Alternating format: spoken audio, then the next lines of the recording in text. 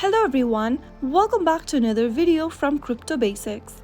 In today's episode, I'm going to be showing you how to log into your YouHodler application. So without wasting much of our time, let's dive into the video. First of all, launch open YouHodler application from your app drawer. The first interface will look like this. Tap on the sign in button appearing at the bottom of the screen in order to end up in the sign in page. In order to sign in, you will need to enter your email address and your account's login password. Start off by typing in your correct email in the first text box. Once you are done, enter your password that you created while signing up for YouHodler. Soon after you are done, tap on the sign in button in order to log into your account.